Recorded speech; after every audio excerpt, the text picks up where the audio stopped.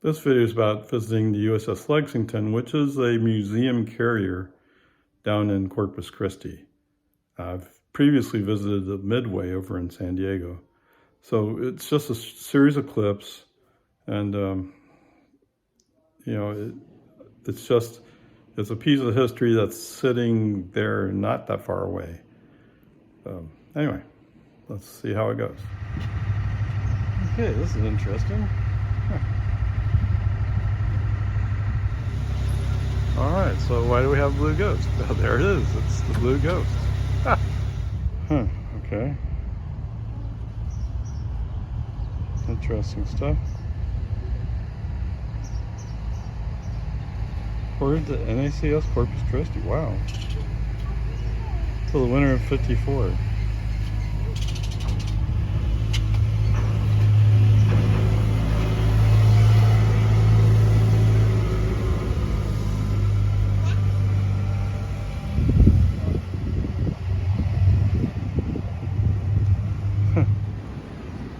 There you go. Welcome to Corpus Christi. And look, they're building a bridge over here. I guess I heard about it, but whatever. A 3-inch gun? Or 3-inch shell. Oh, interesting. So they're already working on making this plane before Pearl Harbor. But its first flight was a few days later. Wow. Okay. Whatever. Okay. Oh, I didn't realize this one either. This from the 20s. Well, started in the 20s.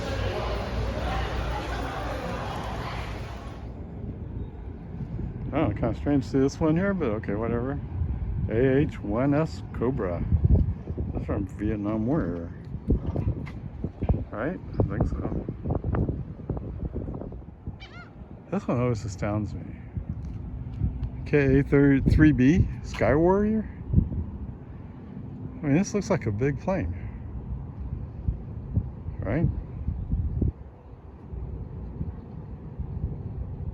67? Oh, so they outfitted them as tankers. Okay, so original ones, mid-1950s. Entering naval service in '56. Okay, interesting.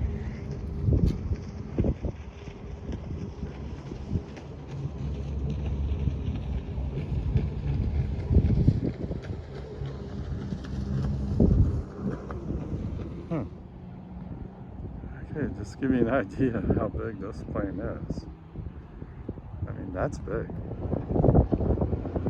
Oh yeah, this is actually a cool plane. No placard with it, but just the same, it's here. What? The Corsair was meant as a replacement for the A4?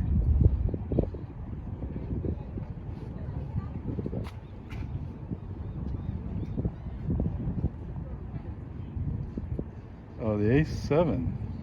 As opposed to the F8. How interesting. I didn't know about that.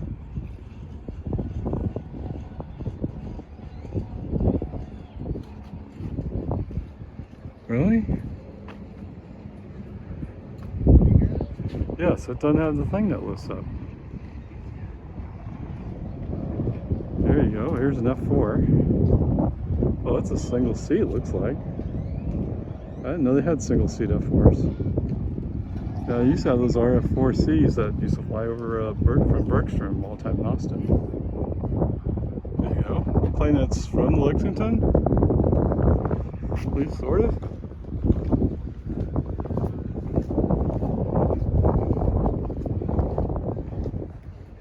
Commander. T-28B Trojan. It's trainer. Yes, it's trainer.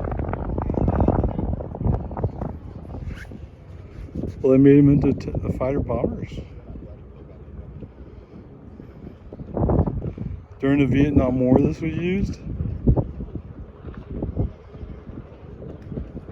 Oh, wow. TA.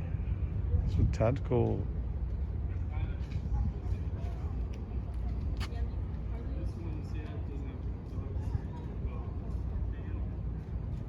Okay. Yeah, this stuff's pretty cracked up, isn't it? Okay. Initially flew 65. Based on A4E airframe. Gonna stretch now to second cockpit.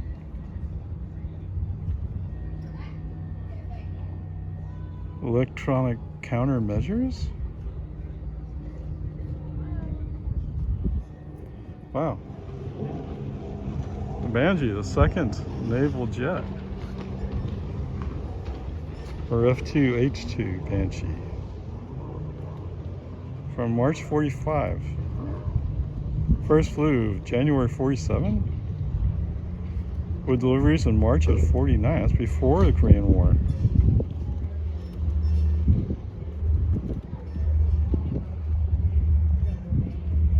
National Museum of Naval Aviation at Pensacola. Well, it sounds like I need to make a plan to go to Pensacola, huh? Okay. Okay, here we go. F-14 Tomcat.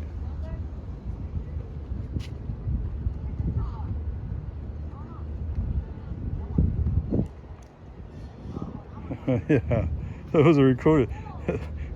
Top Gun was such a recruiting tool, right? But who would not want to be? I mean, maybe, yeah, but I mean, those people are interested in this. This was really cool. I mean, the movie was cool, right?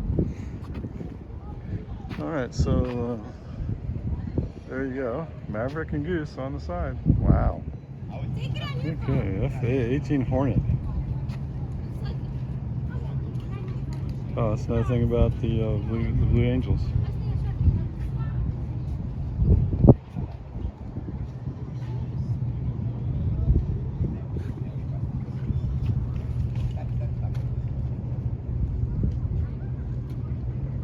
What is this? This is the planes that they used? Huh. I've seen a Panther somewhere, haven't I? Okay. This feels like this is a relatively small thing compared to some of these other guys. That interest is not meant for somebody who's 6 foot. Okay, so I'm debating how to finish it up. So let's go with this, shall we?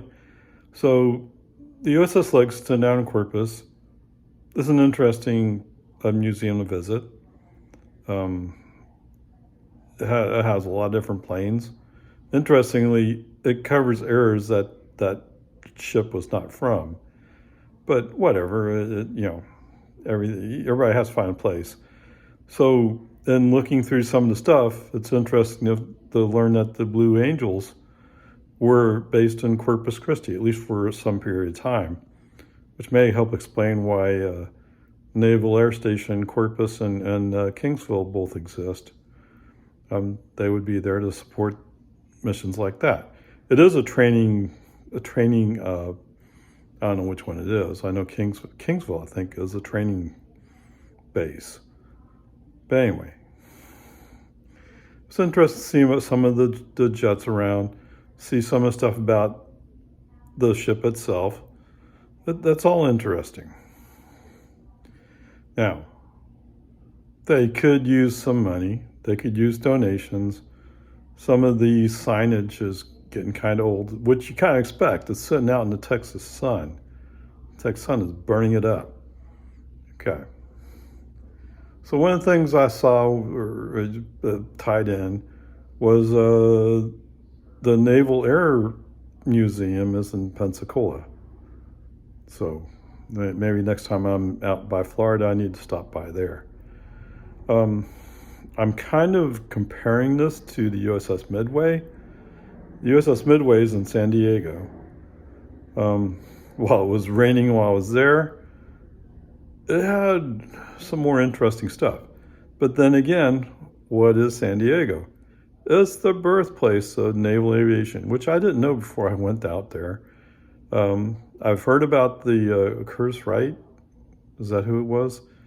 Anyway, the guy who landed his biplane on the on some planks anchored to a big gun or turret. But anyway, whatever. That is the start of naval aviation, apparently. And they had, what they had? The Abraham Lincoln and the Gerald Ford were out there. So those were being prepared to go into duty. But it's kind of cool seeing them out there. They're just anchored out in the bay. So anyway, that's interesting. So then there's also another carrier up in New York, in Manhattan. Now I've seen pictures of it. It looks more packed, looks more interesting. And I think it would be a bigger ship because it comes from a later era.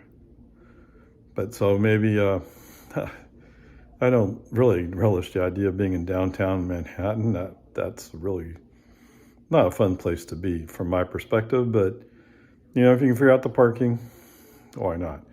So maybe someday. And of course, the Air Force has a museum out in Wright-Patterson. Anyway, Dayton, Ohio, I think it is. So there's a lot of stuff to go see. But anyway, if you had the time to go do such things, you should go do them. Why not? Remember the history of the U.S. And to some extent, the history of the world. If you don't know your history, you're doomed to repeat it.